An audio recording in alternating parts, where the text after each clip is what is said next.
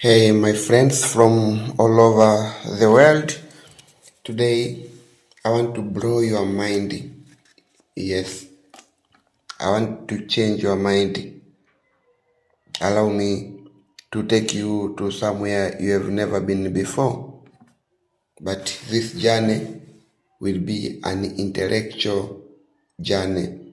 We are going to change the way we see things. You see, normally there's this proverb that talks about a frog that was jumping in a big farm, and all of a sudden this frog got itself into a very deep hole in the middle of the farm, and from there it got its brood there, the young ones. But the new born frogs started to grow from the deeper hole. And one day they asked their mother, Mother, what is the world? Where is the world? I want to know the earth. And their mother told them, Son, look there up and see the world. But when they looked up, they saw nothing but that small hole that appears from very down, from beneath the hole. In fact, a little light that they saw, and they used to believe that that was the whole world they've ever heard about. Equally, the same situation when we live in one place, we are born there, we grew there, and we make our life there literally. We don't differ a lot from this frog, small frogs that were asking their mother where the earth, show us the world. Yeah, I've never been to all parts of the world, but I want to share with you today that what I learned from a little chance I had to visit the world, it changed completely the way I see things. You see, so I want to travel with you, get along, and watch this video until the end. First of all, I want to tell you that those things that could be very crucial, that could be very important in your community, in your society, in the other society it might be rubbish or nonsense. But to reach there, you need to go out the cave. You have to go out of the cave, you have to go out of the hole, and you see the world in a wider manner. Yeah. I can tell you, when I was in Tanzania, before I left to other countries, I discovered that there are many things that I learned when I was still a kid, and I thought a man cannot live without. And for me, it was absolute. As a Tanzanian, as a guy from Mbeya, I thought that was absolute. But then I came to understand that it was rubbish, and even the other world could even scare and wonder, but what is that? I give a simple example: circumcision. I remember when I was 12 or 13, I was crying so that I go for circumcision. In my class, nobody could ever be tolerated if we did not pass through. And it was normal. Everyone was cut. And there were a lot of reasons they gave behind, or because of maintaining cleanness of the body, about disease, especially sexually transmitted diseases. They gave us reasons, a lot of them. But when I got this opportunity to visit the world that I managed to go through, I came to understand that this was nonsense, in fact. I've been to Brazil, I can say, for example. Many guys don't even know what circumcision is. So they wondered, but what happened with your skin? They did not know. I remember a fellow friend of mine, his young brother had a problem with phimosis. Phimosis is called in Portuguese phimose, whereby the foreskin is too big and is closed up at the end and most. Sometimes it even restricts even the urination. You cannot urinate well, and it cannot open itself. So they took him to a clinic whereby they had to make sure that they cut the uppermost part of the skin and they left the whole skin to just like any circumcised guy. So I believe if it was in Tanzania, that was an opportunity for the doctors to cut it all. So in other countries like Angola, in the capital city of Angola, Luanda, guys think that if you're not circumcised, you cannot get children. Oh, so that which is absolute in the other country, to the other, it's nonsense. Even giving reasons to why a man should be circumcised, I guess nobody could give it really. Because if the case of hygiene, it all depends. Even if you are circumcised and you don't keep hygiene, you smell just like anyone else. And that thing that comes from uncircumcised guy, it's not nature. The nature is always dirty. Even your body, take your finger and put inside your noses. You find it's dirty. When you wake up in the morning and you take something from your eyes, what is that? Or take a cotton wool and put inside your ear and see, is that white as you put it in? No. So that's why I tell you that I want to change your mind, the way of thinking. I was in Mombasa. I met a certain guy who was very strong. He was taking a shower, or he was swimming along the beach, and he had his body pierced and drawn many things.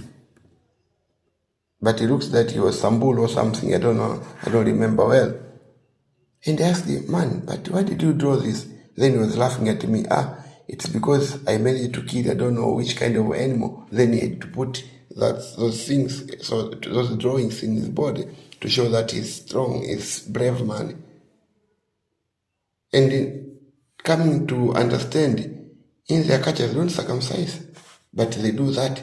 So if you think that because you circumcised you, then you are far better than the one who is not, even those who did not circumcise, they see you like a stupid, like the one you can see with drawings in the body. The other tribe in Kenya, the Jaluo, normally they used to take the four teeth of the flint in their mouth. So if you do not take away the four teeth, then you are a coward. So they take you like a kid. Just like Kikuyu people. I'm living now with Kikuyu people in Mount Kenya region. If you're not circumcised, then you are just like a kid. You cannot give any advice. So cultures, they differ from one place to another. So what is important is to respect and to understand the culture of others. Otherwise, you can fall into temptation of thinking that you are superior to the others only because you follow your own culture, only because you live in your own cave. So go out of the cave and you see the world in the other way. So this was the first thing. The other thing is about how we take the world. Nudity. There are a lot of reclamation from our people. Youth nowadays they wear short skirts, or they don't even wear those mean But what was our culture before the white came to Africa? Were they wearing any longer? Longer skirts, even longer trousers.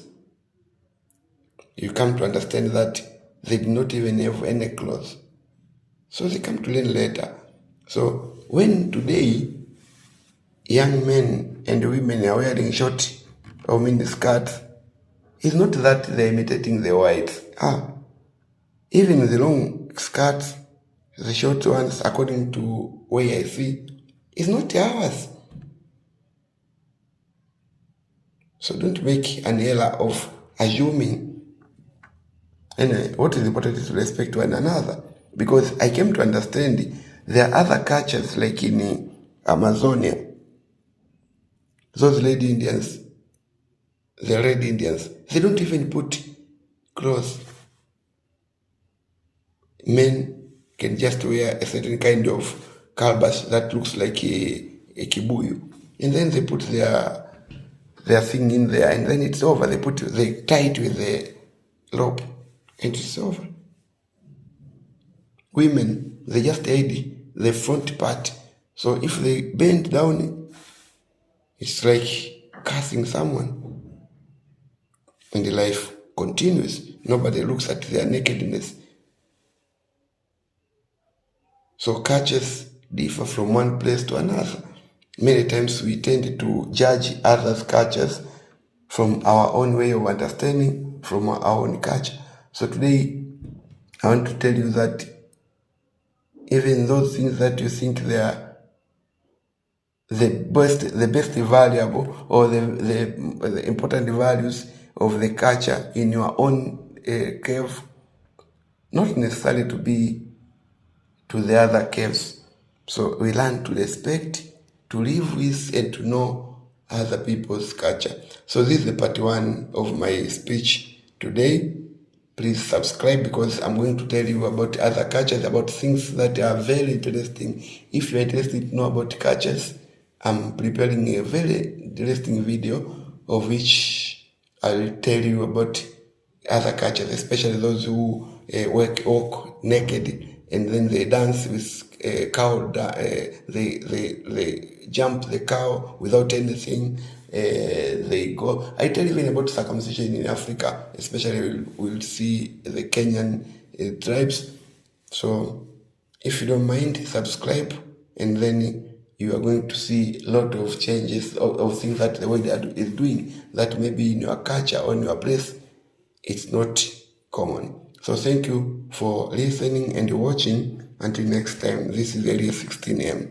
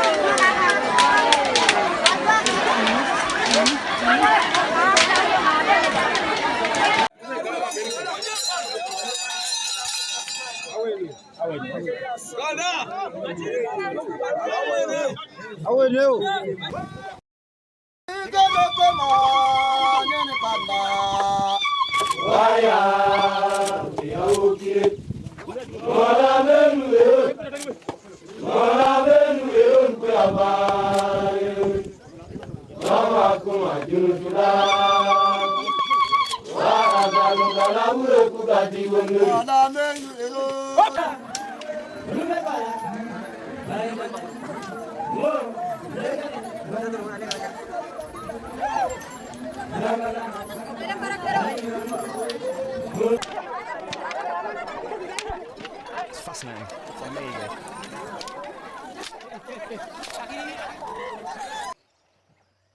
Chơi tao vào đâu đó. Hey, dạ. Còn anh được. Còn anh Đâu, còn anh. là nó còn